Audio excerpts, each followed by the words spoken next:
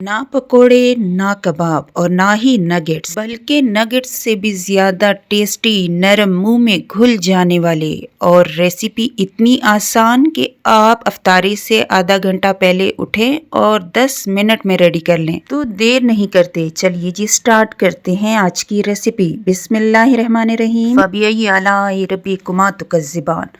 अच्छा जी, आज की रेसिपी के लिए मैंने जो आलू लिए हैं ये 1 किलो से कम हैं और इन आलूओं को आपने बहुत ज़्यादा बॉईल नहीं करना, बस जस्ट आपने 50% इसको गलाना है और इसको अच्छे से हमने मैशर से मैश कर देना है। मैश इसलिए करेंगे कि इसका दाना दाना जब मुंह में जाएगा ना तो मुंह में जाते ही घुल जाएगा, इसीलिए हम आलूओं को ज़्यादा पकाएंगे नहीं और 50% ही इसको गलाना है ताकि बिल्कुल पानी पानी ना हो जाए। चिकन लिया है हमने 1 पाव से थोड़ा सा ज़्यादा है और इसको आपने अच्छे से साफ़ करना है और पानी बिल्कुल एक कतरा भी नहीं होना चाहिए। इसमें 2 अंडे शामिल करेंगे। अब यहाँ पे मैं भर के 1 चम्मच जो ग्रीन चटनी मैंने रेसिपी भी आपके साथ शेयर की है वो मैं इसमें ऐड करूँगी। आपके पास ग्रीन चटनी नहीं है तो आपने थोड़ा सा धनिया पुदीना लें, उसमें सब्ज़ मिर्च आप कूट लें और उसको ऐड कर लीजिएगा। नमक हस्बे ज़ायका डालूंगी। हमेशा मेरी यही कोशिश होती है कि मैंने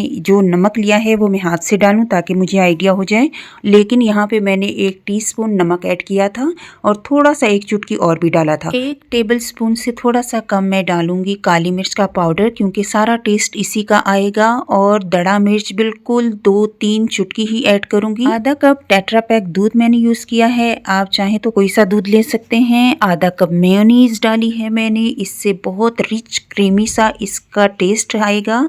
और लास्ट में हम डालेंगे 2 बड़े चम्मच मैदे के, और आप चाहें तो इसमें कॉर्नफ्लोर भी ऐड कर सकते हैं और चावल का आटा भी ऐड कर सकते हैं।